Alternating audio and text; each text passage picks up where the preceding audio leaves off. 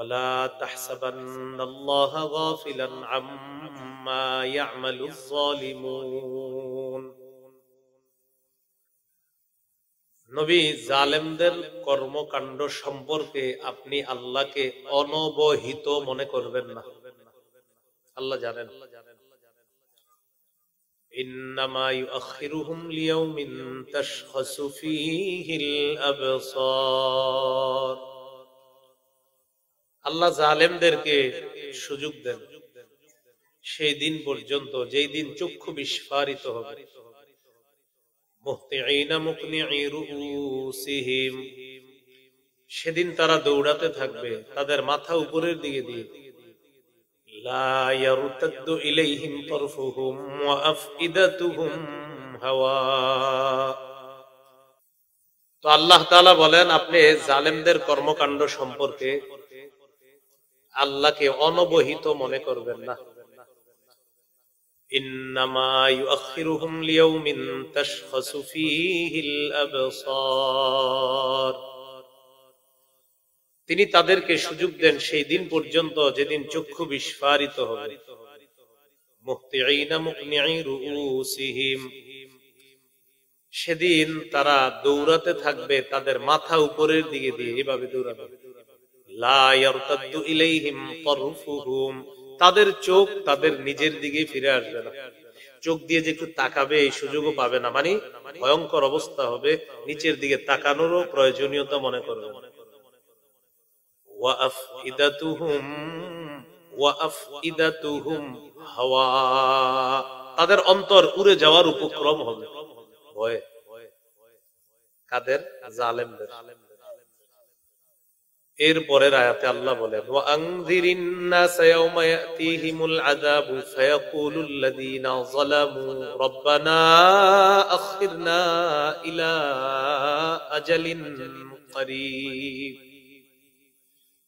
আপনি মানুষকে সতর্ক করেন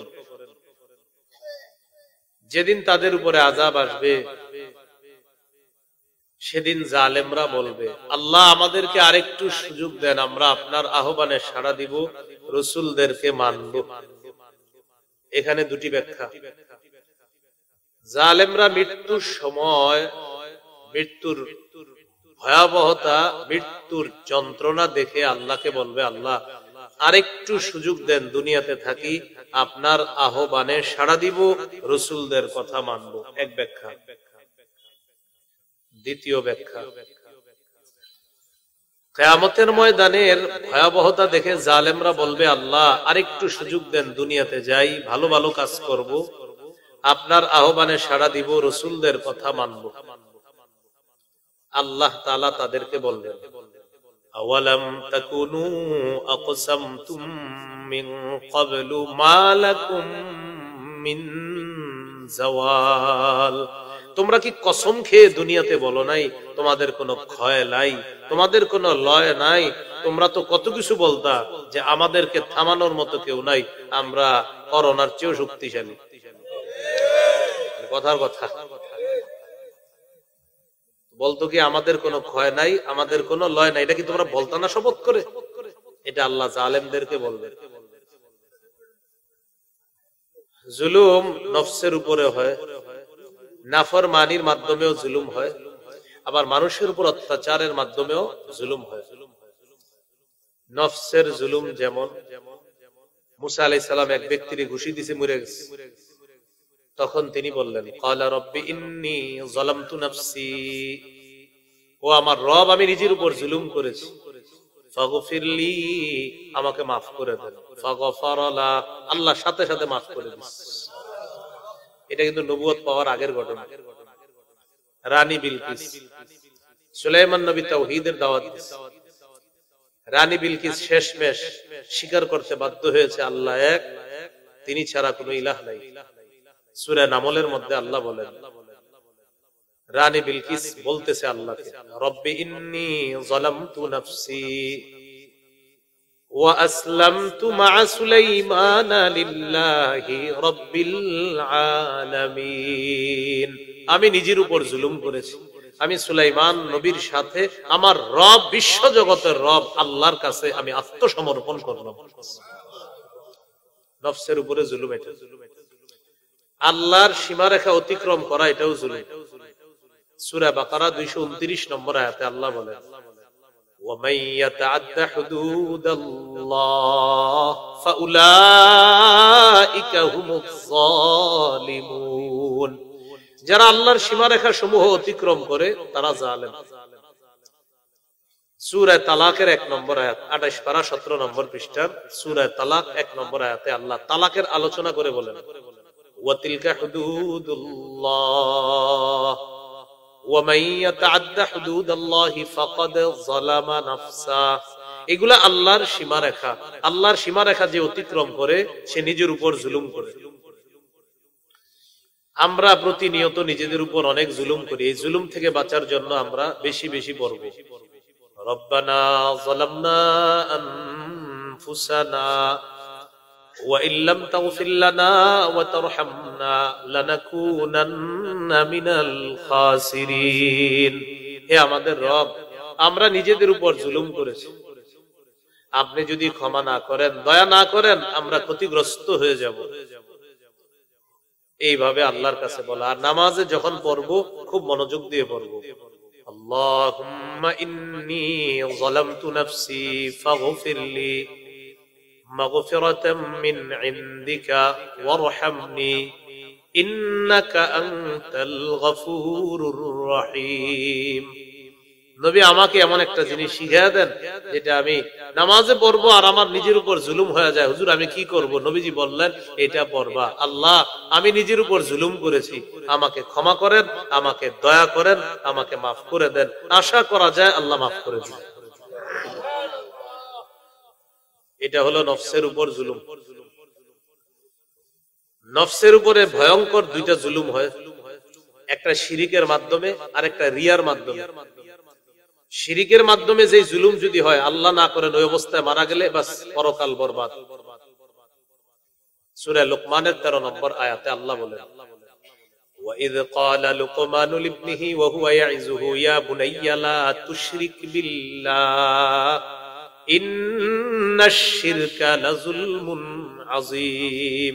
স্মরণ করুন ওই সময়কে যখন লোকমান তার সন্তানকে বললেন, হে প্রিয় সন্তান, তুমি শিরিক করো না, শিরিক মহা জুলুম। বলেন শিরিক মহা জুলুম। নফসের উপরে জুলুমের একটা মাধ্যম হলো শিরিক করা, এটা করেন না। আরেকটা জুলুম আছে যেটা আমরা প্রতিনিয়ত করে ফেলি বা হয়ে যায় কিন্তু জানি না, এটা যে জুলুম, রিয়া। লোক দেখানো ইবাদত করা, এটাও নফসের উপরে জুলুম। নবীজি রিয়াকে, লোক দেখানো ইবাদতকে ছোট শিরিক বলছে, বলি নাউজুবিল্লাহ। নবী এটাকে গোপন শিরিক বলছে। قال رسول الله صلى الله عليه وسلم إياكم وشرك السرائر। নবীজি বলেন তোমরা গোপন শিরিক থেকে বাঁচো। সাহাবীরা বললেন ওমা শিরকুস সারাইর, হুজুর গোপন শিরিক আবার কি জিনিস? নবীজি বললেন ইয়াকুমুর রাজুলু ফায়ুসাল্লি ফায়ুযায়্যিনু সালাতাহু জাহিদান লিমা ইয়ারা বিন নাযরিন নাসি ইলাইহি। কোন ব্যক্তি নামাজে দাঁড়ায়, নামাজটা সুন্দর করে, খুব চেষ্টা করে নামাজ সুন্দর করে, এই নিয়তে যেন উত্তর পাড়ার মানুষগুলো আমারে দেখা বলে মাশাআল্লাহ কত সুন্দর নামাজ। কেউ যদি মানুষকে দেখানোর জন্য নামাজ সুন্দর করে, নবীজি বলেন রাকা শিরকুস সারাইর, এটা গোপন শিরিক। এটা কি গোপন? সূরা কাহফের শেষ আয়াত, একদম শেষ আয়াতে আল্লাহ বলেন ফামান কানা ইয়ারজু লিকা রাব্বিহি ফালইআমাল আমালান সালিহা ওয়ালা ইউশরিক বিইবাদাতি রাব্বিহি আহাদা। যে ব্যক্তি আল্লাহর সাথে সাক্ষাৎ কামনা করে সেজন্য নেক আমল করে এবং ইবাদতে শিরিক না করে। মুফাসসিরিনে কেরাম বলেন এই জায়গায় ইবাদতে শিরিক দ্বারা উদ্দেশ্য হলো রিয়া, লৌকিকতা। ইবাদতের মধ্যে যেন রিয়া না হয়, লৌকিকতা না হয়। ইবাদতের মধ্যে একটা শিরিক তো আল্লাহর ইবাদত করা, আবার মাখলুকের ইবাদত করা, যেটা গায়রুল্লাহর ইবাদত করা, এটা একটা শিরিক। মুফাসসিরিনে কেরাম বলেন এখানে আরেকটা শিরিক হলো লোক দেখানো ইবাদত করা, এটাও শিরিক, এটা গোপন শিরিক। এই গোপন শিরিক যদি কেউ করে আল্লাহর সাথে এসে সাক্ষাৎ করতে পারবে না, তাহলে রবের সাথে সাক্ষাৎ যারা করতে চায় 2 শর্ত, নেক আমল করা, শিরিক মুক্ত ইবাদত করা। এটা সূরা কাহফের একদম শেষ আয়াত। আল্লাহ তাআলা আমাদেরকে শিরিক এবং গোপন শিরিক, বড় শিরিক, গোপন শিরিক, ছোট শিরিক থেকে আল্লাহ হেফাজত করে। এই হলো নফসের উপর জুলুম। আজকের যে আলোচনাটা জুলুম সম্পর্কে, এটার মনে করেন প্রথম একটা অংশ আমরা এখন জানলাম। তো প্রথম অংশটা আমরা জানলাম জালেমদের সম্পর্কে আল্লাহ গাফেল নন, অনবহিত নন, আল্লাহ সব জানেন তাদের সম্পর্কে। আজকের দ্বিতীয় আলোচনা, 2 নম্বর কথা। কিছু মানুষ আছে যারা মানবাধিকার স্লোগান দেয়। কি অধিকার? এটা সুন্দর, মানুষের অধিকার রক্ষা করা তো ভালো কথা, কিন্তু এই স্লোগান একদিক দিয়ে আবার এই মানুষগুলাই যারা এই স্লোগানগুলা ব্যাপকভাবে মানুষের মাঝে দেয়, দেওয়ার পরে তারাই ফিলিস্তিনের নিরীহ মানুষগুলাকে হত্যা করে, তাদের উপরে অস্ত্র চালায়, হেলিকপ্টার, রকেট, বিমান থেকে বোমা ফেলে তাদেরকে হত্যা করা। আর তাদের মুখে মানবাধিকার স্লোগানটা, এটা চূড়ান্ত ইতরামি ছাড়া কিছু। মানবাধিকার তো ঠিক আছে, মাশাআল্লাহ, ভালো কথা। ফিলিস্তিনে শিশুদেরকে মারা, এটা কোন মানবাধিকার? এটা জুলুম। বলেন এটা কি? সূরা মাইদার 32 নম্বর আয়াতে আল্লাহ বলেন, মান কাতালা নাফসাম বিগাইরি নাফসিন আও ফাসাদিন ফিল আরদ ফাকান্নামা কাতালান নাস জামিআ। কোন ব্যক্তি যদি কোন মানুষকে অন্যায়ভাবে হত্যা করে, বিগাইরি নাফসিন, অন্য কোন মানুষকে হত্যার মতো অপরাধ করে নাই, আও ফাসাদিন ফিল আরদ, জমিনের মধ্যে ফাসাদ সৃষ্টি করেছে, এমন কোন অপরাধও করে নাই, অর্থাৎ নিরপরাধ কোন মানুষকে যদি কেউ অন্যায়ভাবে হত্যা করে, ফাকান্নামা কাতালান নাস জামিআ, সে কেমন যেন সারা পৃথিবীর সমস্ত মানুষকে হত্যা করলো। নাউযুবিল্লাহ। ওয়ামান আহইয়াহা ফাকান্নামা আহইয়ান নাস জামিআ, কোন মানুষ যদি অপর মানুষের জীবন বাঁচায়, সে কেমন যেন সারা পৃথিবীর সবার জীবন রক্ষা করে। তাহলে 2 নম্বর কথা, মানবাধিকার স্লোগান দেওয়া আর শিশুদেরকে হত্যা করা, ফিলিস্তিনের মুসলমানদেরকে হত্যা করা, এটা জুলুম করা, এটা নির্যাতন করা। একদিক দিয়ে জুলুম করা, নির্যাতন করা, হত্যা করা, আরেক দিক দিয়ে মানবাধিকার স্লোগান, এটা তাদের মুখে মানায় না। আল্লাহ আমাদেরকে হত্যা জাতীয় ভয়ঙ্কর অপরাধ থেকে হেফাজত করেন। 3 নম্বর কথা, জালেমরা যেন এটা মনে না করে আমি বেঁচে গেছি। বলেন কি বললাম? 3 নম্বর কথাটা, জালেমরা যেন এটা মনে না করে আমি বেঁচে গেছি। মানি জালেম জুলুম করে আর মনে করে কোথায়, আমি তো ঠিকই আছি। 1 দিন, 2 দিন, 1 বছর, 2 বছর এরকম চলতেছে। তো জালেম মনে করে না আমি ঠিকই আছি, না হলে আমারে ধরে না আল্লাহ, এরকম জালেম মনে করে। তো জালেম মনে করে আমি বেঁচে গেছি, কিন্তু কথাটা ঠিক না, তার মনে করাটা সঠিক না। সহিহ বুখারীর বর্ণনা 4686 নম্বর হাদিস, قال رسول الله صلى الله عليه وسلم إن الله لا يملي للظالم حتى إذا أخذه لم يفلته। নবীজি বলেন, আল্লাহ তাআলা জালেমকে ঢিল দেয়, সুযোগ দেয়, ঢিল দেয়, ছেড়ে দেয়, হাত্তা ইযা আখাযাহু, যখন আল্লাহ ধরে ফেলে, লাম ইউফলিতহু, তখন আর ছাড় দেয় না। নবীজি আল্লাহর কোরআনের একটা আয়াত তখন তেলাওয়াত করলেন, ওয়া কাযালিকা আখযু রাব্বিকা ইযা আখাযাল কুরা ওয়া হিয়া যালিমা। আপনার রবের পাকড়াও এমনই, যখন তিনি কোন জালেম সম্প্রদায়কে পাকড়াও করে, জালেম এলাকাকে পাকড়াও করে, তখন আপনার রবের পাকড়াও হয় বড় মজবুত। ইন্না আখযাহু আলীমুন শাদীদ, আল্লাহ বলেন নিশ্চয়ই তার পাকড়াও আলীমুন পীড়াদায়ক, শাদীদুন কঠিন। তাহলে কঠিন পীড়াদায়ক, কঠিন যন্ত্রণাদায়ক আল্লাহর ধরা, এটা কঠিন যন্ত্রণাদায়ক। না কাউরে বলতে পারবে, না সইতে পারবে। এক কথায় 16 বছর শেষ হয়ে যাবে। কয় কথা? এক কথায় বুঝতেও পারবে না, পরে আফসোস করবে। এমন আফসোস যে পীড়াদায়ক, যন্ত্রণাদায়ক, না কাউরে বলতে পারবে। পরে আপনার কাছে ফোন দিবে, ফোন দিয়ে এটা সেটা বলবে, পুরা পাগলামির মতো আচরণ করবে। আল্লাহ আমাদেরকে হেফাজত করে। তাহলে 3 নাম্বার জালেম এই কথা যেন না ভাবে যে সে বেঁচে গেছে। 4 নাম্বার বলেন আমার সাথে, জালেমের বলেন 2-4টা ভালো কাজ দেখে তার প্রতি ঝুঁকে পড়া যাবে না, তার প্রশংসা করা যাবে না। জালেমের 2-4টা ভালো কাজ দেখে তার প্রতি ঝুঁকা যাবে না, তার অনুরক্ত হওয়া যাবে না, যেটা অনেকের অভ্যাস। এই যে আমি বয়ান করতেছি, কালকে সকালে আপনাদের অনেকে বলবে, হ্যাঁ হুজুরে যেটা বললো ওমকে কি কম করছে, আপনি বলবেন জালেমের ভালো কাজ দেখলেও তার প্রতি ঝুঁকা যাবে না, তার প্রশংসা করা যাবে না। সাথে সাথে দলিল দিয়ে দিবেন সূরা হুদ 113 নম্বর আয়াত। কোন সূরা? কত নম্বর আয়াত? আল্লাহ তাআলা বলেন, ওয়ালা তারকানু ইলাল্লাযীনা যালামু ফাতামাসসাকুমুন নার। আল্লাহ তাআলা বলেন জালেমদের প্রতি অনুরক্ত হয়ো না, জালেমদের প্রতি ঝুঁকে পড়ো না। জালেমের 2-4টা ভালো কাজ দেখলে তার প্রতি ঝুঁকে পড়বা না, তার অনুরক্ত হয়ে যাবা না, তার প্রশংসা করে তাকে প্রশংসায় ভাসিয়ে দিবা না। যদি জালেমের অনুরক্ত হও, আল্লাহ বলেন ফাতামাসসাকুমুন নার, আগুন তোমাদেরকে স্পর্শ করবে। ওমা লাকুম মিন দুনিল্লাহি মিন আউলিয়া, আল্লাহ ছাড়া কোনো সাহায্যকারী তোমাদের নাই, ওলি নাই, অভিভাবক নাই। সুম্মা লা তুনসারুন, এরপর তোমাদেরকে সাহায্য করা হবে না। তাহলে 4টা কথা এই পর্যন্ত জানলাম। 1, জালেমদের কর্মকাণ্ড সম্পর্কে আল্লাহ সব জানেন, অনবহিত নন।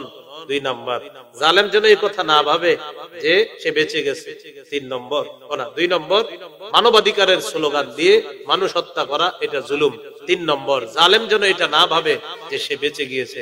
4 নম্বর, জালেমের 2-4টা ভালো কাজ দেখে তার প্রতি ঝুঁকা যাবে না, তার ভক্ত হওয়া যাবে না, তার অনুরক্ত হওয়া যাবে না। আল্লাহ কথাগুলা বুঝার তৌফিক দান করেন। এই হলো আজকের আলোচনার ভূমিকা। কি হলো এখন? এবার আমরা মূল আলোচনায় 7টা কথা জানবো। বলেন কয়টা?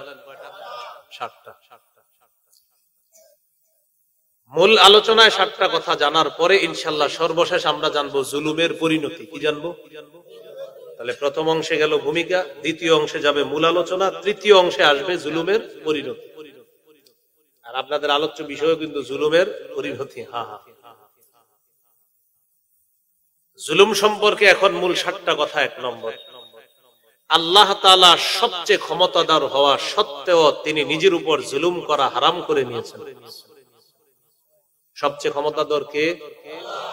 আল্লাহ তাআলা সবচেয়ে ক্ষমতাধর হওয়া সত্ত্বেও জুলুম করা নিজের উপর হারাম করে নিয়েছেন। সহিহ মুসলিমের বর্ণনা 2577 নম্বর হাদিস।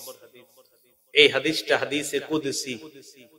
আল্লাহ তাআলা বলেন, ইয়া ইবাদি ইন্নী হারামতু যুলমা আলা নাফসি ওয়া জাআলতুহু বাইনাকুম মুহাররামা ফালা তাযালামু।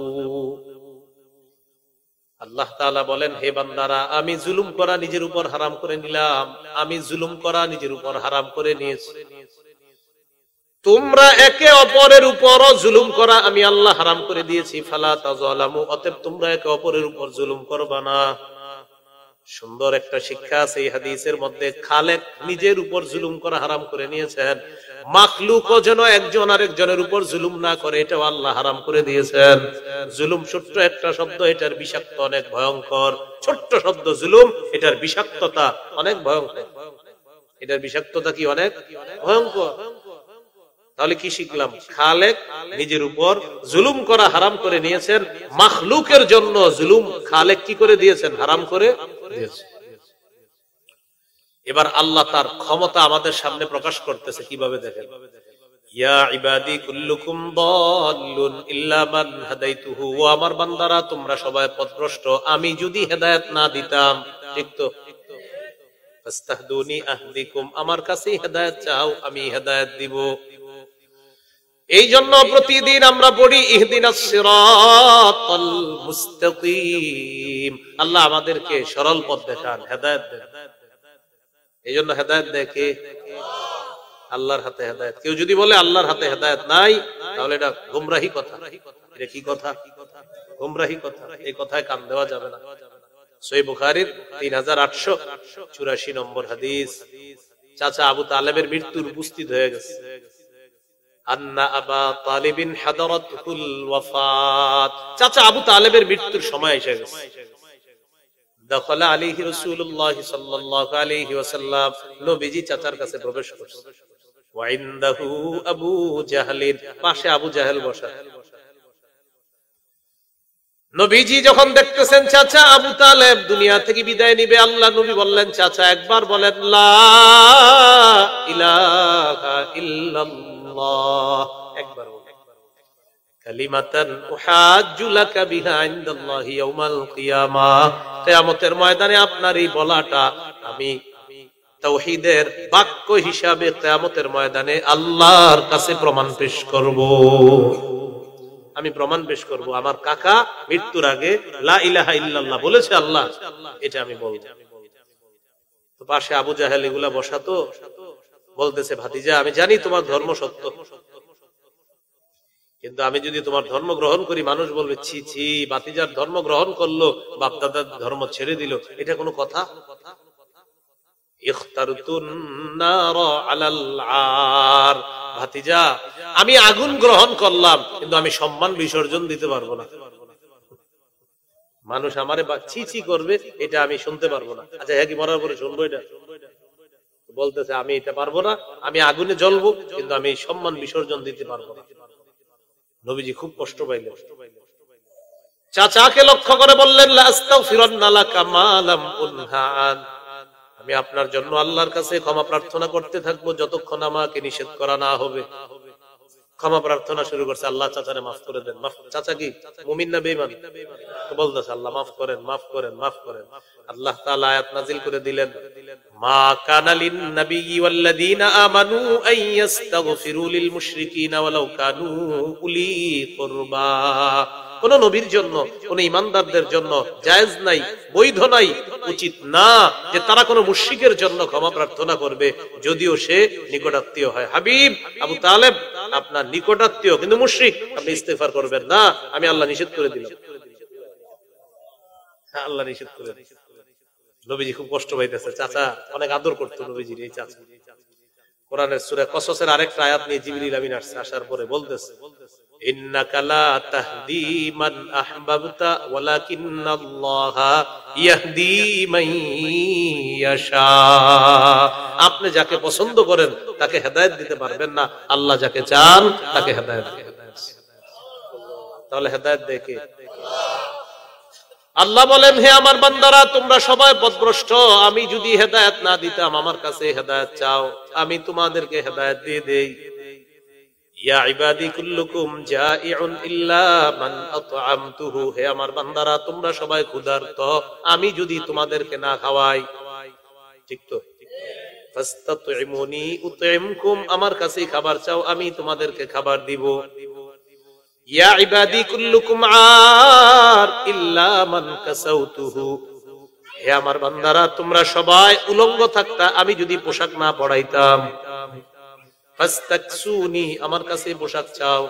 আকসুকুম, আমি তোমাদেরকে পোশাক পরায়া দিব। তাহলে বলেন হেদায়েত দেয় কে? খাওয়ায় কে? পোশাক পরায় কে?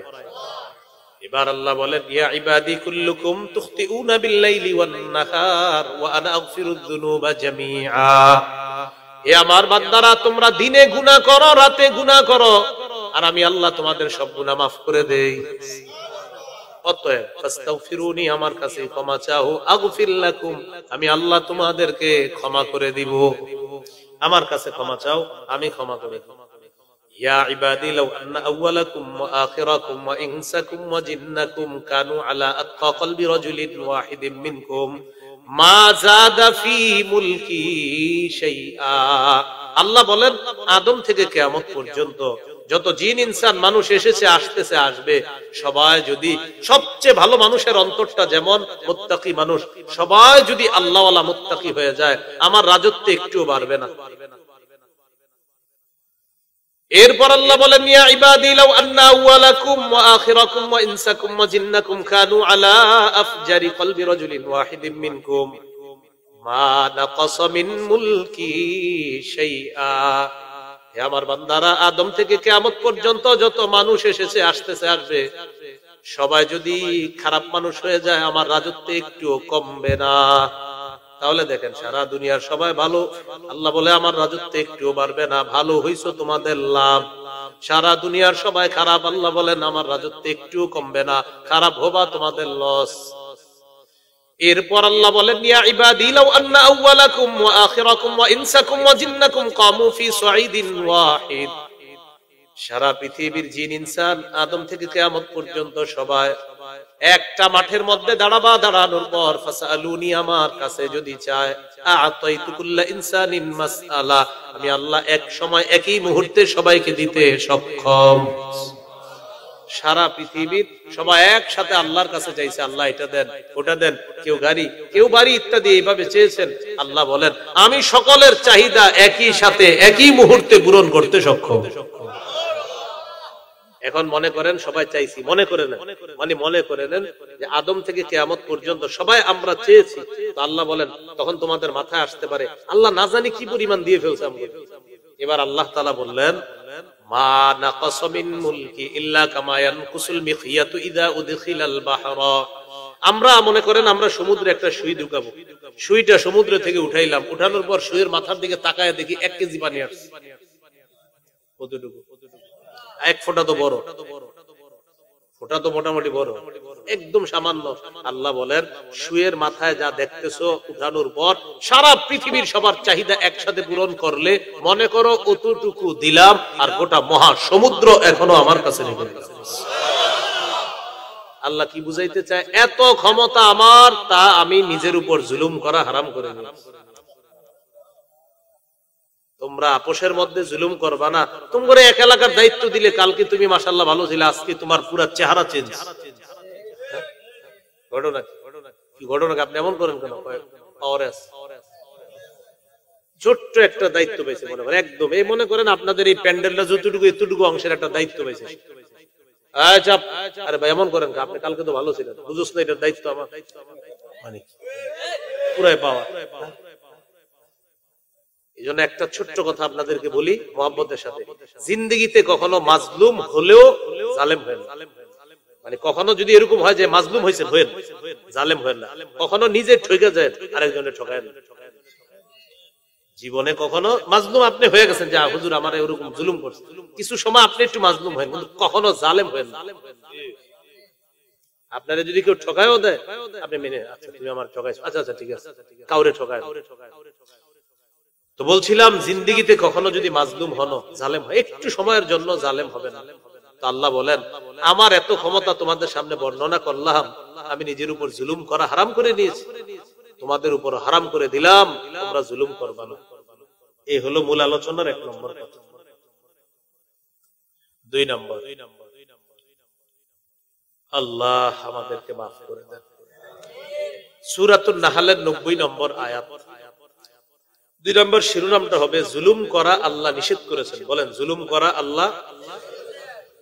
সূরা নাহলের 90 নম্বর আয়াতটা এখন আমরা শুনবো। এই আয়াত থেকে মোট 6টা বিষয় শিখবো। বলেন তো প্রিয় ভাইয়েরা কয়টা? বলেন 3টি আদেশ, 3টি নিষেধ। সূরা নাহলের 90 নম্বর আয়াতে আল্লাহ 3টি হুকুম করেছেন, 3টি নিষেধ করেছেন। এটা প্রতি জুমায় আপনারা শুনেন, খতিব সাহেব শেষের খুতবায় বলে ইন্নাল্লাহা ইয়া'মুরু বিল আদলি ওয়াল ইহসান ওয়া ইতাইযিল কুরবা। নিশ্চয় আল্লাহ আদেশ করেন বিল আদলি, ইনসাফের 1 নম্বর আদেশ। 2 নম্বর ওয়াল ইহসান, পরোপকারের। 3 নম্বর ওয়া ইতাইযিল কুরবা, নিকটাত্মীয়দেরকে দেওয়ার আদেশ করেন 1 নম্বর। আল্লাহ তাআলা ইনসাফের আদেশ করেন 2 নম্বর, পরোপকারের 3 নম্বর, নিকটাত্মীয়দেরকে দেওয়ার জন্য আদেশ করেন। ওয়ায়ানহা আনিল ফাহশা ওয়াল মুনকার ওয়াল বাগ। ওয়ায়ানহা আনিল ফাহশাই ওয়াল মুনকারি ওয়াল বাগ। আল্লাহ তাআলা নিষেধ করেন অশ্লীলতা থেকে, ওয়াল মুনকারি অপছন্দনীয় কাজকর্ম থেকে, ওয়াল বাগি সীমা লঙ্ঘন করা থেকে, জুলুম করা থেকে আল্লাহ নিষেধ করেন। ইয়াইজুকুম, আল্লাহ বলেন আল্লাহ তোমাদেরকে ওয়াজ করতেছেন। সুবহানাল্লাহ। এই যে বলতেছে ইয়াইজুকুম, আল্লাহ তোমাদেরকে ওয়াজ করতেছেন। লাআল্লাকুম তাযাক্কারুন, যাতে তোমরা উপদেশ গ্রহণ করো। এখন আপনি ওয়াজ শুনলেন, এই যে ওয়াজটা আল্লাহ করছে আপনাদেরকে, আমি মুখ দিয়ে নবীর ওয়ারিস হিসাবে বলে দিলাম, তো শুনলেন। তো আল্লাহ বলেন শুনলে হবে না, আল্লাহ তোমাদেরকে ওয়াজ করলেন যাতে তোমরা উপদেশ গ্রহণ করো। কি উপদেশ? আমার এই তিনটা হুকুম মানবা, তুমি ইনসাফ করবা, তুমি পরোপকার করবা, পরের উপকার করবা, তুমি নিকট আত্মীয়দের হক আদায় করবা, তুমি অশ্লীল কাজ করবা না, তুমি অপছন্দনীয় কাজ করবা না, তুমি জুলুম করবা না। তো আল্লাহ বলেন এই ওয়াজগুলো আমি আল্লাহ তোমাদেরকে করলাম তোমরা যাতে উপদেশ গ্রহণ করো। তো সীমা লঙ্ঘন করা নিষেধ, এই ওয়াজটা কে করছে? আল্লাহ করতেছে। তাহলে দেখেন, আল্লাহ জুলুম করতে নিষেধ করার ওয়াজ আল্লাহ করে, এই কাজগুলোও করেন। আল্লাহ আমাদেরকে হেফাজত করে। 3 নাম্বার বলেন, অতীতের বহু সম্প্রদায়কে জুলুম করার কারণে আল্লাহ তাআলা ধ্বংস করে দিয়েছে। বর্তমানে কেউ যদি জুলুম করার নিয়ত করে, তারা যেন মনে রাখে আগের জালেমের পরিণতির চেয়ে বর্তমান জালেমের পরিণতি আরো খারাপ হবে। আপনি যদি শিক্ষা না নেন যে জালেমের পরিণতি কি হয়েছে, এরপরে যদি নিয়ত করেন এখন আমি জুলুম করা শুরু করব, আপনি ভাইবেন না যে আল্লাহ আপনাকে ছেড়ে দিবে, বরং আগের চেয়ে ভয়ঙ্কর অবস্থা হবে। সাবধান, জুলুমের নিয়ত করেন, আল্লাহ হেফাজত। তাহলে 3 নাম্বার শিরোনাম, অতীতের বহু জাতিকে আল্লাহ জুলুমের কারণে ধ্বংস করে দিয়েছে। সূরা ইউনূসের 13 নম্বর আয়াতে আল্লাহ বলেন, ওয়ালাকাদ আহলাকনাল কুরুনা মিন ক্বাবলিকুম লাম্মা যালামু। আল্লাহ তাআলা বলেন তোমাদের পূর্বে বহু জাতিকে আমি ধ্বংস করে দিয়েছি যখন তারা জুলুম করেছে। বহু জাতিকে ধ্বংস করে দিয়েছি যখন তারা জুলুম করেছে। কি করেছে বলেন তো? জুলুম করেছে। ওয়াজাআতহুম রুসুলুহুম বিল বাইয়িনাত, তাদের কাছে রাসূলগণ নিদর্শন নিয়ে এসেছে, স্পষ্ট নিদর্শন। শোনো, আমি আল্লাহর রাসূল, আমি সত্যি কথা তোমাদেরকে বলতেছি। তা আল্লাহ বলেন রাসূলদের কথা তারা শুনে নাই। ওমা কানু লিউমিনু, তারা ঈমান আনার ছিল না, এজন্য ঈমান আনে নাই। আল্লাহ বলেন কাযালিকা নাজিল কওমাল মুজরিমিন, এইভাবে আমি অপরাধী সম্প্রদায়দের বিচার করি, এইভাবে আমি অপরাধী সম্প্রদায়দেরকে হিসাব দিয়ে থাকি। তা আল্লাহ বললেন তোমাদের পূর্বে বহু জাতিকে আমি ধ্বংস করেছি, তারা জুলুম করেছে, এই কারণে তাদেরকে ধ্বংস করেছি। এই জন্য প্রিয় ভাইয়েরা, জালেম না হওয়া, আল্লাহ জালেম হওয়া থেকে আমাদেরকে হেফাজত করে। 4 নাম্বার, আল্লাহ বলেন জালেমরা সফল হবে না। এটা হলো শিরোনাম, 4 নাম্বার শিরোনামটা। এবার একটু বলেন জালেম কিছু সময়ের জন্য নিজের উপকারিতা দেখলেও, সফলতা দেখলেও চূড়ান্ত পরিণতি ব্যর্থতা। জালেম কিছু সফলতা দেখবে, মনে করবে এই যে আমি সফল, কিন্তু চূড়ান্ত পরিণতি কি হবে? ব্যর্থতা। দলিল সূরা আনআমের 135 নম্বর আয়াত। আল্লাহ তাআলা বলেন, কুল ইয়া কওমি আমালু আলা মাকানাতিকুম ইন্নী আমিলুন ফাসাউফা তা'লামুন।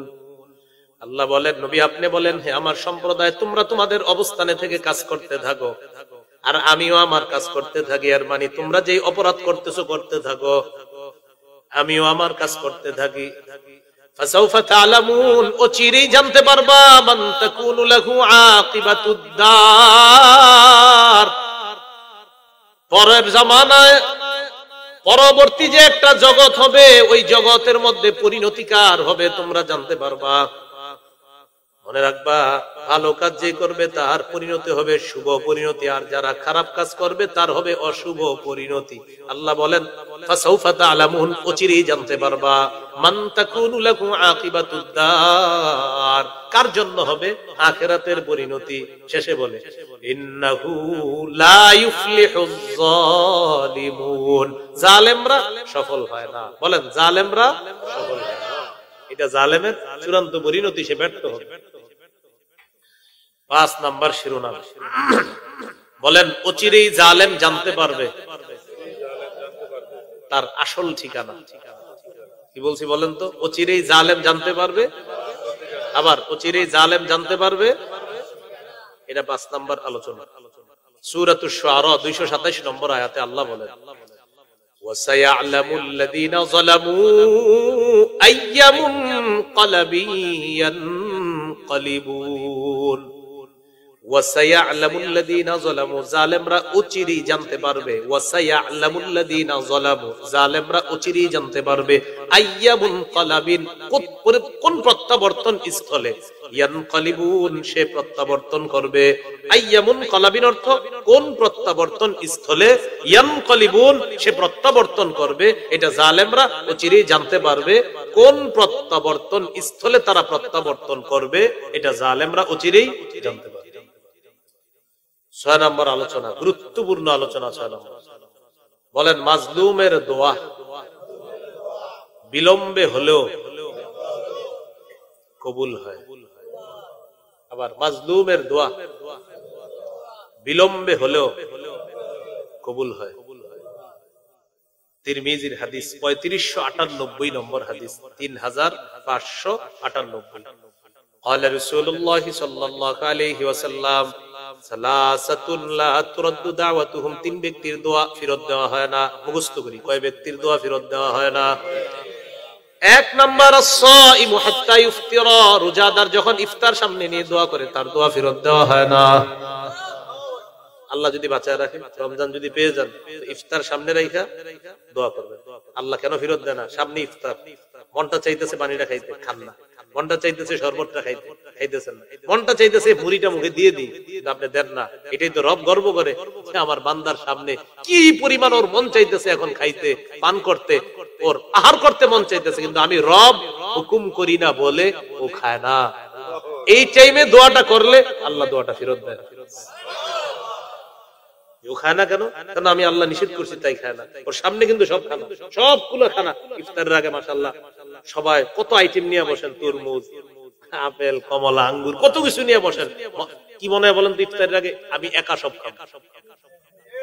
এইটাই কিন্তু আপনার মনে হয়, আসলে কিন্তু বেশি খাইতে পারেন না। তো এরকম মনে হয় যে সব খেয়ে ফেলবেন। আল্লাহ তাআলা তো দেখে যে আমার বান্দা, আপনি একটু চিন্তা করেন, এই জায়গাটা চিন্তা করলে বুঝবেন বান্দার সামনে ডিলিশাস, আকর্ষণীয়, লোভনীয় সব খাদ্যগুলো আছে, খায় না কেন? আমার রব বলে নাই তাই আমি খাবো না। একটু পরে সূর্য ডুববে, রবের হুকুম আসবে, তখন আমি খাবো। এই জন্য আল্লাহ বলছেন সব আমলের প্রতিদান ফেরেশতা দিয়ে আমি লেখাই, রোজার প্রতিদান বাস এটা আমার জন্য, আমি প্রতিদান দিই। কয় ব্যক্তির দোয়া ফেরত দেওয়া হয় না? 3। 1 নাম্বার আস-সাইমু হাত্তা ইফতিরা, রোজাদার যখন ইফতার সামনে নিয়ে দোয়া করে তার দোয়া ফেরত দেওয়া হয় না। ইফতারের আগে যে দোয়াটা করে ফেরত দেওয়া হয় না। 2 নাম্বার ওয়াল ইমামুল আদিল, ন্যায়পরায়ণ শাসক যখন দোয়া করে তার দোয়া ফেরত দেওয়া হয় না। কি শাসক? আহারে আমাদের কপালে আছে নিজে, বলেন আছে না? না বলেন ইনশাআল্লাহ। কথা শুনতেন, বলেন আল্লাহ আমাদের দেশে একজন পুরুষ ন্যায়পরায়ণ শাসক দিয়ে দেন। এটা বলবেন, কিন্তু পুরুষ কয়ে নিয়ে বলবেন পুরুষ ন্যায়পরায়ণ শাসক, এরকম বলবেন। বলেন সূরা হজ 41 নম্বর আয়াত। কোন সূরা? কত নম্বর আয়াত? এই 41 নম্বর আয়াতে আল্লাহ তাআলা ন্যায়পরায়ণ শাসকের মৌলিক 4টা কাজের কথা আলোচনা করছে। আল্লাহ বলেন الذين إن مكناهم في الأرض أقاموا الصلاة وآتوا الزكاة وأمروا بالمعروف ونهوا عن المنكر। আল্লাহ তাআলা বলেন আমি যাদেরকে রাষ্ট্র ক্ষমতায় বসাই তাদের 1 নাম্বার কাজ হবে রাষ্ট্রীয়ভাবে নামাজ কায়েম করবে, 2 নাম্বার রাষ্ট্রীয়ভাবে যাকাতের বিধান চালু করবে, 3 নাম্বার সৎ কাজের আদেশ করবে, 4 নাম্বার অসৎ কাজের নিষেধ করবে। আল্লাহ এই 4টা মৌলিক গুণ সম্পন্ন একজন পুরুষ রাষ্ট্রনায়ক আপনি আমাদেরকে দিয়ে দেন। মনে থাকবেন ইনশাআল্লাহ। তাহলে বলেন কয় ব্যক্তির দোয়া ফেরত দেওয়া হয় না? 3 ব্যক্তি। 1 নাম্বার রোজাদার, 2 নাম্বার ন্যায়পরায়ণ শাসক, 3 নাম্বার ওয়া দাওয়াতুল মাজলুম ইয়ারফাউহা আল্লাহু ফাওকাল গামাম। মাজলুম যখন দোয়া করে তার দোয়াটা আল্লাহ মেঘমালার উপরে উঠায় নেয়, মাজলুমের দোয়াটা মেঘের উপরে আল্লাহ উঠায় নেয়। ওয়াফতাহু লাহা আবওয়াবাস সামা, মেঘের উপর মাজলুমের দোয়া উঠিয়ে নেওয়ার পর আসমানের সবগুলা দরজা আল্লাহ খুলে দেয়। এরপর আল্লাহ বলেন ওয়া ইজ্জাতি লা আনসুরান্নাকা ওয়ালাউ বাদা হিন, ও মাজলুম আমার ইজ্জতের শপথ আমি অবশ্যই অবশ্যই তোমাকে সাহায্য করব। আল্লাহ বলেন ও মাজলুম আমার ইজ্জতের শপথ আমি অবশ্যই অবশ্যই তোমাকে সাহায্য করব, ওয়ালাউ বাদা হিন, বিলম্বে হলেও। সুবহানাল্লাহ। কি বললেন? বিলম্বে হলেও আমি তোমাকে সাহায্য করব। কারণ আমি জালেমকে সুযোগ দেই, কর কর কর কর মাজলুম একটু অপেক্ষা করো, আমি তোমাকে সাহায্য করব, বিলম্বে হলো আমি তোমাকে সাহায্য করব। তাহলে মাজলুমের দোয়া বিলম্বে হলেও কবুল হয়, আল্লাহ সাহায্য করে দিন। 7 নাম্বার বলেন যারা দায়িত্বশীল হবে, বলেন গ্রামের, ওয়ার্ডের, থানার, জেলার, বিভাগের, রাষ্ট্রের, তারা যেন মাজলুমের বদদোয়া থেকে বাঁচে, এই হুকুম স্বয়ং নবীজি করেছে। নবীজি সাল্লাল্লাহু আলাইহি সাল্লাম হুকুম করছেন, সমস্ত দায়িত্বশীলদেরকে হুকুম করছেন মাজলুমের বদদোয়া থেকে বাঁচার জন্য। তাহলে 7 নাম্বার শিরোনামটা ছোট্টভাবে মনে রাখবেন, সমস্ত দায়িত্বশীলদের মাজলুমের বদদোয়া থেকে বাঁচার হুকুম স্বয়ং নবীজি করছেন। সমস্ত দায়িত্বশীলদেরকে মাজলুমের বদদোয়া থেকে বাঁচার হুকুম স্বয়ং নবীজি করেছেন। তাহলে দায়িত্বশীলদেরকে একটু বলে দিতে পারবেন না কথাটা? মনে করেন যারা দায়িত্ব নিতে চাইতেছে সামনের দিকে বুঝাই দিবেন, ভাইয়া একটু লেখা রাখেন যে আপনি মাজলুমের বদদোয়া থেকে বাঁচবেন, এটা একটু লেখা রাখেন। সহিহ বুখারীর বর্ণনা 1486 1496 নম্বর হাদিস। রাসূলুল্লাহ সাল্লাল্লাহু আলাইহি সাল্লাম এক সাহাবীকে গভর্নর বানিয়ে পাঠাইতেছে এক এলাকায়। যাওয়ার সময় বললেন, শোনো তুমি প্রথমে যাওয়ার পর তাদেরকে দাওয়াত দিবা, লা ইলাহা ইল্লাল্লাহর দাওয়াত দিবা। ফাইনহুম আতাউ লাকা বিযালিকা, তারা যদি তোমার প্রথম দাওয়াতটা মেনে নেয় তারপর তাদেরকে বলবা আল্লাহ তাআলা তাদের উপর 5 ওয়াক্ত নামাজ ফরজ করেছেন। এটাও যদি তারা মেনে নেয় তখন বলবা আল্লাহ তাআলা তাদের উপর যাকাত ফরজ করেছেন। এটাও যদি তারা মেনে নেয় এরপর তাদেরকে বলবা ধনী মানুষের যাকাতগুলা গরীব মানুষকে দেওয়া হবে, এটা বুঝাইয়া দিবা। নবীজি বলেন আমার সাহাবী ভালো করে শোনো, তুমি দায়িত্ব পাওয়ার পর তোমার মধ্যে যেন জুলুমের স্বভাব না আসে, সাবধান। ইত্তাকি দাওয়াতাল মাজলুম, মাজলুমের বদদোয়া থেকে বাঁচো। নবী তার দায়িত্বশীল সাহাবীকে বললেন মাজলুমের বদদোয়া থেকে বাঁচো। ইন্নাহু লাইসা বাইনাহু ওয়া বাইনাল্লাহি হিজাব, কারণ মাজলুমের বদদোয়া আর আল্লাহর মাঝে কোনো পর্দা থাকে না। তাহলে মাজলুমের বদদোয়া থেকে বাঁচতে হবে, মনে থাকবে নি ভাই? তো ছোটখাটো দায়িত্ব পাইলেও জালেম হয় না। আপনি দোকানের ম্যানেজার, এখন আপনি ম্যানেজার বইলা আরো 4 জন শ্রমিক আছে, আপনার ভাব সাব দেখা পুরো অবস্থা খারাপ। কেন? আপনি ম্যানেজার হয়েছেন দিকে ঠিক আছে শাসন করবেন, এর মানে তো এই না গালি গালি দেওয়া শুরু করলেন এই সেই, মানে মোট কথা আপনি তো বুঝবেন কোনটা জুলুম, জুলুম করেন। আল্লাহ তাআলা আমাদেরকে বোঝার তৌফিক দান করেন। এ হলো মূল 7টা আলোচনা। এখন আমরা জানবো জুলুমের পরিণতি কি। জানবো আজকের সর্বশেষ আলোচনা, একটু শুনেন, কিছুক্ষণের মধ্যে ইনশাআল্লাহ আমরা শেষ করে ফেলব। জুলুমের পরিণতি কি? 1 নাম্বার পরিণতি, আমার সাথে একটু বলেন, মনে থাকবে, বলেন জালেম জুলুম করার কারণে তার জন্য বরাদ্দকৃত হালাল রিজিক, সেই রিজিক থেকে সে বঞ্চিত হয়। জালেম সে তো আল্লাহর বান্দা, তো তার জন্য তো এটা বরাদ্দকৃত রিজিক ছিল হালাল, এটা থেকে সে বঞ্চিত হয়। তুই জালেম, যেমনি মন চাচ্ছে। তো এটা আমরা শিখবো। এটা শিখলে আমরা এক কাজ করি, আমরা 4টা অপরাধের কথা জানবো এখন, যে 4 অপরাধের কারণে রিজিক থেকে বঞ্চিত হওয়া লাগে। কয় অপরাধ? 4 অপরাধের কারণে আপনার জন্য বরাদ্দকৃত হালাল রিজিক থেকে বঞ্চিত হবে। যদিও আমাদের আলোচ্য বিষয় শুধু জুলুম, তো এই জুলুমের সাথে আরো 3টা অপরাধের কথা জেনে নিই, যেহেতু আয়াতে 4টার কথা আছে। কি বলেন, বলবো বাকি 3টা? এই 4টা অপরাধের কারণে হালাল রিজিক থেকে, বরাদ্দকৃত রিজিক থেকে বঞ্চিত হওয়া লাগে। আল্লাহ তাআলা সূরা নিসার 160 161 নম্বর আয়াতে এই 4 অপরাধের কথা বলছে। অপরাধটা আগে আমার সাথে একটু বলেন, পরে আয়াতটা বলি। বলেন জুলুম, আল্লাহর রাস্তায় বাধা দেওয়া, সুদের অর্থ গ্রহণ করা, মানুষের সম্পদ অন্যায়ভাবে আত্মসাৎ করা, এই 4 অপরাধ। জুলুম করা, আল্লাহর রাস্তায় বাধা দেওয়া, সুদের অর্থ গ্রহণ করা, অন্যের সম্পদ অন্যায়ভাবে আত্মসাৎ করা। সুদ চিনেননি, শুনছেননি কোনোদিন? সুদের কথা শুনছেন? সুদের ওয়াজ তো হয়ে গেছে, হুজুর করছে। মাদক না, জুয়া, মাদক ও জুয়ার কখন সুদ কাউরে দেওয়া হয় না। তো সুদ এটাও আপনার খারাপ, এটাও গ্রহণ করা যাবে না। আল্লাহ তাআলা বলেন সূরা নিসা 160 161 নম্বর আয়াত, ফাবিজুলমিম মিনাল্লাযীনা হাদু হাররামনা আলাইহিম তাইয়্যিবাতিন উহিল্লাত লাহুম ওয়া বিসাদদিহিম আন সাবিলিল্লাহি কাসীরা ওয়া আখযিহিমুর রিবা ওয়া ক্বাদ নুহু আনহু ওয়া আকলিহিম আমওয়ালান নাস বিল বাতিল। আল্লাহ বলেন ইহুদীদের জুলুম করার কারণে, ওয়া বিসাদদিহিম আন সাবিলিল্লাহি কাসীরা, আল্লাহর রাস্তায় মানুষকে বাধা দেওয়ার কারণে, ওয়া আখযিহিমুর রিবা ওয়া ক্বাদ নুহু আনহু, সুদ থেকে তাদেরকে নিষেধ করা হয়েছে সুদ গ্রহণ করার কারণে, ওয়া আকলিহিম আমওয়ালান নাস বিল বাতিল, মানুষের সম্পদ অন্যায়ভাবে আত্মসাৎ করার কারণে। কি করলাম? আল্লাহ বলেন হাররামনা আলাইহিম তাইয়্যিবাতিন উহিল্লাত লাহুম, আমি আল্লাহ তাদের উপর হারাম করে দিলাম তাইয়্যিবাতিন, পবিত্র খাদ্য, উহিল্লাত লাহুম, যা তাদের জন্য হালাল ছিল, এই হালাল খাদ্য আমি আল্লাহ হারাম করে দিলাম। খুব সতর্ক, খুব সাবধান। এই 4 অপরাধে যায় না, এর মধ্যে একটা হলো জুলুম। আল্লাহ আমাদেরকে হেফাজত করুন।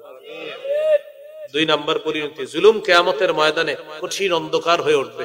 সহিহ বুখারী 2447 নম্বর হাদিস, قال رسول الله صلى الله عليه وسلم الظلم ظلمات يوم القيامة, জুলুম কিয়ামতের ময়দানে ঘোর অন্ধকার হয়ে উঠবে। 3 নাম্বার, দুনিয়াতে যারা মানুষের উপর অন্যায়ভাবে শাস্তি প্রয়োগ করে, যেমন আপনি একজনের সূর্যের দিকে দাঁড় করায় রাখলেন, এইভাবে তাকায় রইছে, বেটা অপরাধ কি? বা কোনো অপরাধ নাই, এমনি খাড় করায় রাখছেন, এই যে অপরাধ করলেন। একটা মানুষকে নিরপরাধ আপনি ধরে নিয়ে গেলেন কোথাও, নিয়ে তারে আন্তাজি মারতেছেন ইচ্ছা মতো, নিরপরাধ।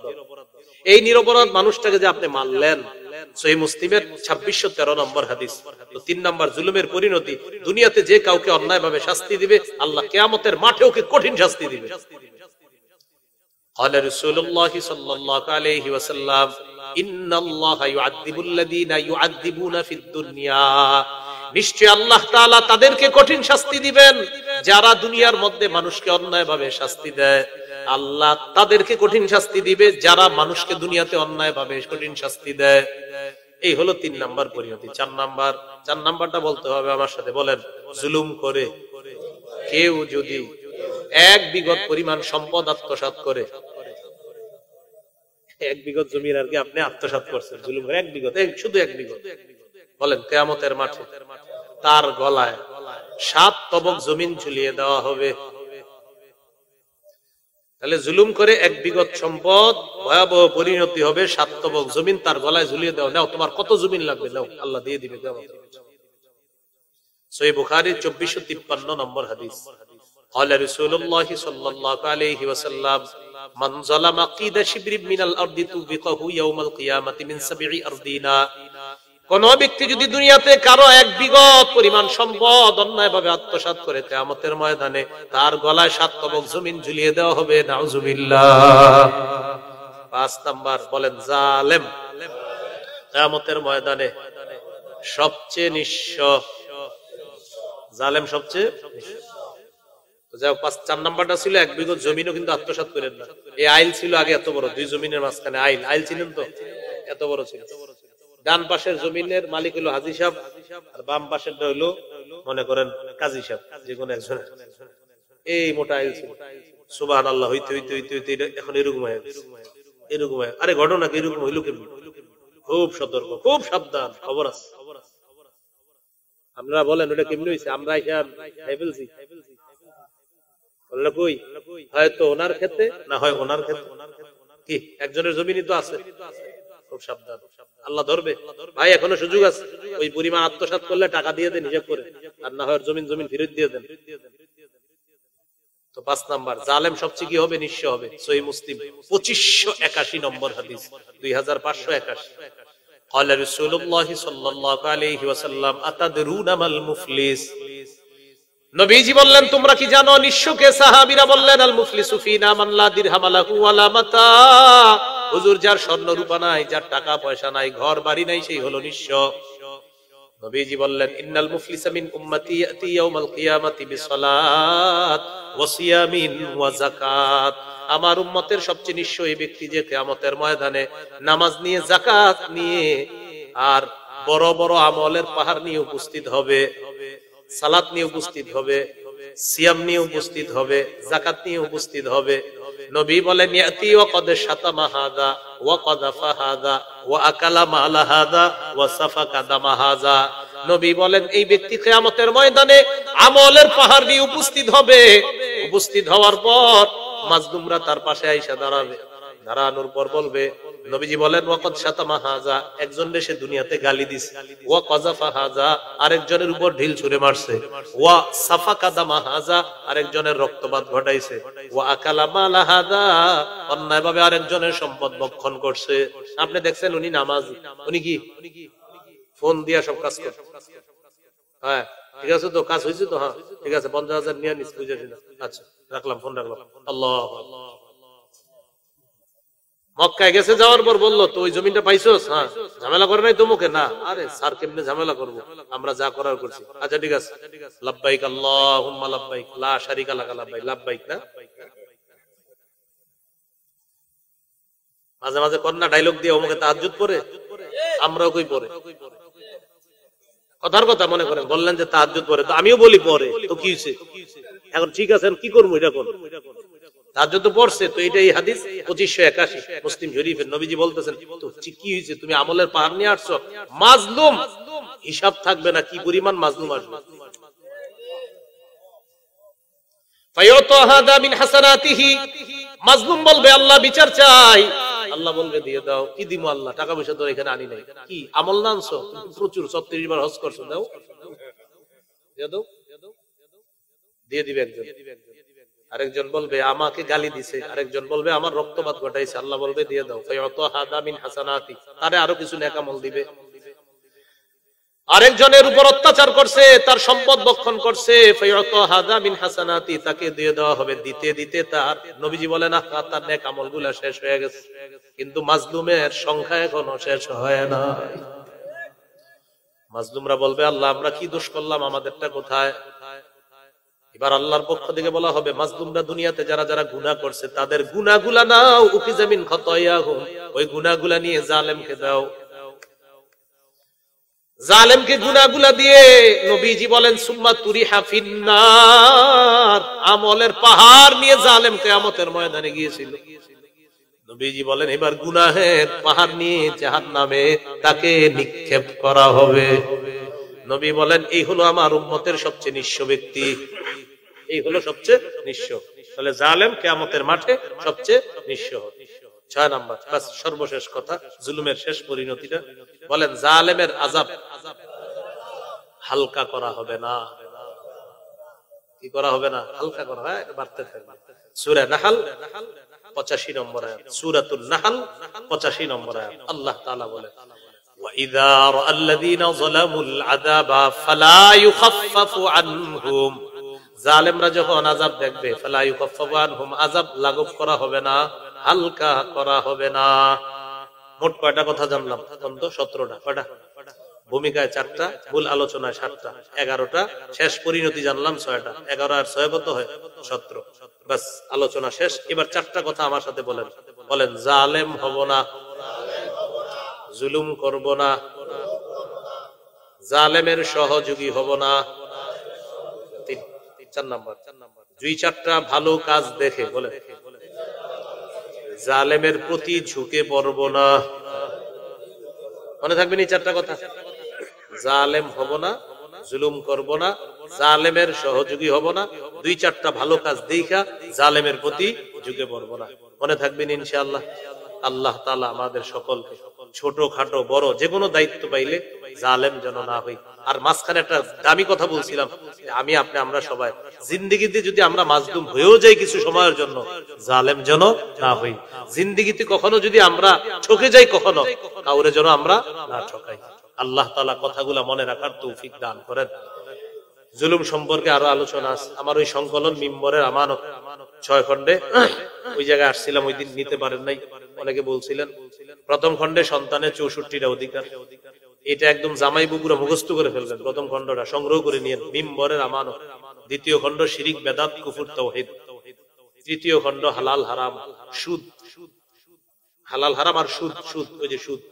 চতুর্থ খণ্ড স্বামীর 24টা অধিকার, স্ত্রীর 19টা অধিকার। এই কিতাবটা নিয়ে আপনি আপনার বউয়ের 19টা মুখস্থ করবেন, আর আপনার বিবিরে বলবেন তুমি আমার 24টা মুখস্থ করো। করার পর দেখবেন দুজনের অধিকার গুলা আদায় করছেন কিনা। আপনি আজকে পুরা দেখবেন যে আপনি 19টার মধ্যে হয়তো 18টাই আদায় করেন, আর উনিও 24টার মধ্যে হয়তো 23টাই আদায় করেন। 5 নাম্বার খণ্ডে আছে লা ইলাহা ইল্লাল্লাহর ব্যাখ্যা, 6 নাম্বার খণ্ডে আছে নামাজ সম্পর্কে আলোচনা। তো মিম্বরের আমানত এইখানে ওরা গাড়িতে নিয়ে এসেছে, যাদের লাগবে ওদের থেকেও নিতে পারেন। এখান থেকে যদি না নিতে পারেন, অনলাইনে লিখবেন মিম্বরের আমানত, লিখলে ওই বাংলা বাজার থেকে আপনার ঘরে আইনা ওরা পৌঁছে দিবে। কিভাবে একটা অর্ডার আছে, ওইটা আসলে আমি ওইটার সাথে তোরা সম্পৃক্ত নাই, আমার শুধু কাজ হইলো আপনার সংকলন করা। তো ওরা ওই অর্ডার করলে আপনার বাড়িতে আইনা দিয়ে দিবে, কিভাবে কুরিয়ারের মাধ্যমে দিয়ে দিবে। মিম্বরের আমানতটা ওলামা হযরত সহ সাধারণ জনগণ সবাই সংগ্রহ রাখেন, আর আপনিও পড়েন, ছেলে মেয়ের একটু পড়তে দিয়েন।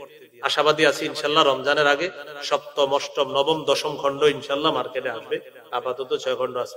আমি সবার কাছে দোয়া চাই, এই মিম্বরের আমানত সিরিজটা নিয়ে আমার অনেক বড় স্বপ্ন আছে, স্বপ্নটা যেন আল্লাহ পূরণ করে। ওয়া আখিরু দাওয়ানা আলহামদুলিল্লাহি রাব্বিল আলামিন। আলহামদুলিল্লাহি রাব্বিল আলামিন। আল আকিবাতু লিল মুত্তাকিন। والصلاة والسلام على سيد الأنبياء المرسلين وعلى آله وأصحابه أجمعين. ربنا ظلمنا أنفسنا وإن لم تغفر لنا وترحمنا لنكونن من الخاسرين. رب ارحمهما كما ربياني صغيرا. মাবুদ মেহেরবান মাওলা আল্লাহ, ঐতিহ্যবাহী জামিয়া ইসলামিয়া হুসাইনিয়া রহমতপুর মাদ্রাসা ইতিমখানাকে আপনি কবুল করেন। আল্লাহ 55তম আলোচনা হয়েছে এবছর মাওলা। আল্লাহ এই 55 বছরের কত শ্রোতা, কত আলোচক, কত সভাপতি এখন দুনিয়াতে নাই মাওলা। আল্লাহ তাদের কবরগুলো আপনি জান্নাতের বাগান বানায়া দেন। এখানে আমরা যারা আজকে আলোচক, যারা শ্রোতা, একদিন আমরাও থাকবো না, এটাই চূড়ান্ত সত্য কথা। আল্লাহ মেহেরবানি করে আমরা যেন ঈমান, ইসলাম, তাওহীদের উপর অটল থেকে, হেদায়েতের উপর অটল থেকে মুসলমান পরিচয়ে মরতে পারি তৌফিক দান করেন। কুফর শিরিক থেকে আমাদেরকে হেফাজত করেন, বেদাত থেকে হেফাজত করেন। আল্লাহ আমাদের দেশে শরিয়া আইন চালু করে দেন, ইসলামী হুকুমত কায়েম করে দেন।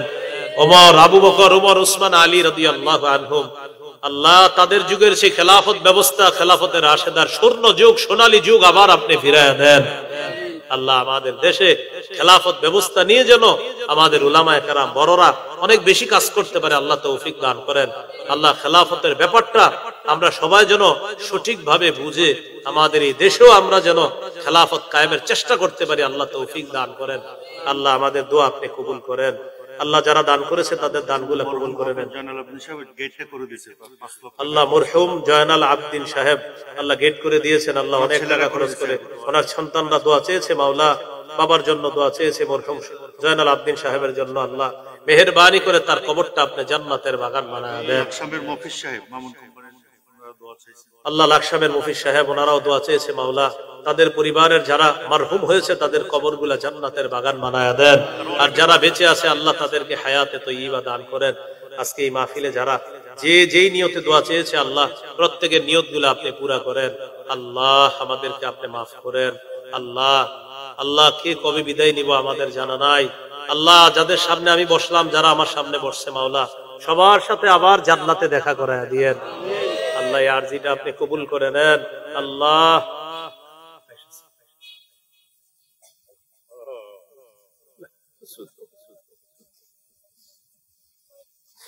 আল্লাহ আল্লাহ আমাদের এই দেশটা আপনি একটা শান্তিময় দেশ বানায় দেন। আল্লাহ আমাদের দেশ থেকে জুলুম, নির্যাতন, অশান্তি আপনি দূর করে দেন। আল্লাহ ভালো ভালো মানুষদের গুলা আল্লাহ আল্লাহ ভালো মানুষ, ন্যায়পরায়ণ মানুষদের হাতে আমাদের এই দেশের দায়িত্বটা আপনি দিয়েন। আল্লাহ আল্লাহ আদর্শ, সভ্য, ভদ্র মানুষরা যেন আগামীতে দেশের দায়িত্বে আসে, আল্লাহ আপনি কবুল করেন মাওলা। আল্লাহ আমাদের দোয়া আপনি কবুল করেন। আল্লাহ উলামায়ে কেরাম সফরে আছে অনেকেই মাওলা, সবার সফর নিরাপদ নির্বিঘ্ন বানায়া দেন। আমিও ঢাকার উদ্দেশ্যে রওনা করব। আল্লাহ সহি সালেমে নিরাপদে আমরা যেন ঢাকা বুঝতে পারি তৌফিক দান করেন। আমাকে আমাদের সকলকে জানমালের অ্যাক্সিডেন্ট থেকে হেফাজত করেন। আল্লাহ এই মাদ্রাসার আসাতিজা, তুল্লাব, উলামা, তুলাবা, সুলাহা, আশেপাশের আইম্মা মাসাজিদ, মুহতামিমিনে মাদারিস সকলকে আপনি কবুল করে নেন। রব্বানা তাকাব্বাল মিন্না ইন্নাকা আনতাস সামিউল আলিম ওয়া তুব আলাইনা ইন্নাকা আনতাত তাওয়াবুর রহিম। আল্লাহ আগামীকালও মাহফিল হবে, তারা যেন সফলভাবে তাদের এই মাহফিলের কার্যক্রম আগামীকালকেও তারা সুন্দরভাবে যেন সমাপ্ত করতে পারে তৌফিক দান করেন। সুবহানা রাব্বিকা রাব্বিল ইজ্জাতি আম্মা ইয়াসিফুন ওয়া সালামুন আলাল মুরসালিন ওয়ালহামদুলিল্লাহি রাব্বিল আলামিন। আসসালামু আলাইকুম।